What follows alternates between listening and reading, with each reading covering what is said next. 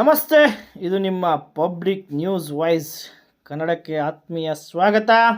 ಮೇರುನಟ ದರ್ಶನ್ ಅವರೀಗ ಮತ್ತೆ ಜೈಲು ಪಾಲಾಗಿರುವಂತಹ ಒಂದು ಸಂದೇಶ ತಮ್ಮೆಲ್ಲರಿಗೂ ತಿಳಿಸ್ತಾ ಇದ್ದೀನಿ ಸ್ನೇಹಿತರೆ.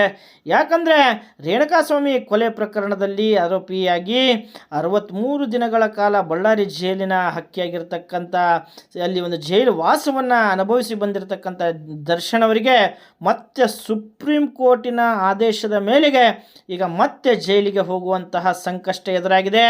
ಶೀಘ್ರದಲ್ಲೇ ಸೆಷನ್ ಕೋರ್ಟಿಗೆ ಶರಣಾಗಬೇಕಿರುವ Darshan, this is very important. ಇದು ಶರಣಾಗಲೇಬೇಕು. ಯಾಕಂದರೆ ಶೀಘ್ರದಲ್ಲೇ ಸೆಷನ್ ಕೋರ್ಟಿಗೆ ಹೋಗಲೇ ಇದ್ದರೆ ದರ್ಶನ್ ಅವರಿಗೆ ಒಂದು ಗಂಡಾಂತರ ಖಚಿತ ಬುದ್ಧಿ ಅಂತ ಹೇಳಬೇಕು. ಕೊಲೆ ಆರೋಪಿ ದರ್ಶನ್ ಮುಂದೆ ಸದ್ಯಕ್ಕೆ ಬೇರೆ ಯಾವ್ಯಾವೆಲ್ಲ ಆಯ್ಕೆಗಳಿದ್ದಾವೆ ಅನ್ನೋದ್ರ ಬಗ್ಗೆ ಕೂಡ ಪರಿಶೀಲನೆ ಮಾಡಲಾಗ್ತಾ ಇದೆ. ಸುಪ್ರೀಂ ಕೋರ್ಟು ತೀರ್ಪಿನ ಪ್ರತಿಗೋಸ್ಕರ ವಕೀಲರು ಕೂಡ ಕಾಯ್ತಾ ಇರ್ತಾರೆ. ಸುಪ್ರೀಂ ಕೋರ್ಟಿನ ಪ್ರತಿ ಸಿಕ್ಕ ತಕ್ಷಣ ಏನೆಲ್ಲ ಕಾನೂನಿನ ಒಂದು ಪ್ರಕ್ರಿಯೆಗಳು ಇದೆ, ಈ ಒಂದು ಪ್ರಕ್ರಿಯೆಗಳ ಬಗ್ಗೆ ಹಿರಿಯ ವಕೀಲರು ಕೂಡ ಈ ಒಂದು ಸಮಾಲೋಚನೆಯನ್ನು ಮಾಧ್ಯಮದ ಮುಂದೆ ವಿಶ್ಲೇಷಿಸಿರ್ತಾರೆ. ಜೈಲು ಅಧಿಕಾರಿಗಳ ವಿರುದ್ಧ ಕ್ರಮವೆಂದು ಸುಪ್ರೀಂ ಕೋರ್ಟ್ ಎಚ್ಚರಿಕೆ. ಹೌದು, ಯಾಕಂದರೆ ದರ್ಶನ್ ಕೂಡ ಸಾಕಷ್ಟು ಫೋಟೋಗಳಾಗಿರ್ಬೋದು, ಸಿಗರೆಟ್ ಸೇದುವಂತಹ ಒಂದು ಧೂಮಪಾನವನ್ನು ಮಾಡುವಂಥ ಫೋಟೋಗಳು ಕೂಡ ಲಭ್ಯ ಆಗಿದ್ದು, ತೀರ್ಪು ವೇಳೆ ಪೂಜೆಗೆ ಕುಳಿತಿದ್ದ ರೇಣುಕಾಸ್ವಾಮಿ ತಂದೆ, ಈ ಒಂದು ರೇಣುಕಾಸ್ವಾಮಿ ಏನು ಕೊಲೆ ಆಗಿರ್ತಾನೆ ಅವರ ತಂದೆ ಒಂದು ತೀರ್ಪು ಬರುವ ವೇಳೆ ಒಂದು ದೇವರ ಮೊರೆಯನ್ನು ಹೋಗಿ ಪೂಜೆಗೆ ಕುಳಿತಿರ್ತಾರೆ.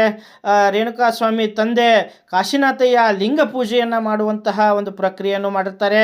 ದರ್ಶನ್ ಜಾಮೀನು ಅರ್ಜಿ ವಜಾಗೊಳಿಸಿದ ಕೋರ್ಟ್ ಮನೆ ಬಾಗಿಲು ತುಳಸಿಗೆ ಬೆಳಗಿನ ನಮಸ್ಕಾರ ಕಾಶಿನಾಥಯ್ಯ ಅವರು ಮಾಡಿ ಕೊಲೆ ಆರೋಪಿ ಒಂದು ದರ್ಶನ್ಗೆ ಜಾಮೀನನ್ನು ರದ್ದು ಮಾಡಿ ಅನ್ನುವಂತಹ ಬೇಡಿಕೆಯನ್ನು ದೇವರಲ್ಲೇ ಮೊರೆ ಹೋಗಿರ್ತಾರೆ.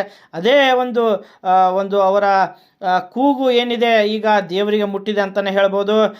ಈಗ ದರ್ಶನ್ ಜಾಮೀನು ಅರ್ಜಿ ವಜಾಗೊಳಿಸಿದ ಸುಪ್ರೀಂ ಕೋರ್ಟ್ ಅಂತಲೇ ಹೇಳ್ಬೋದು.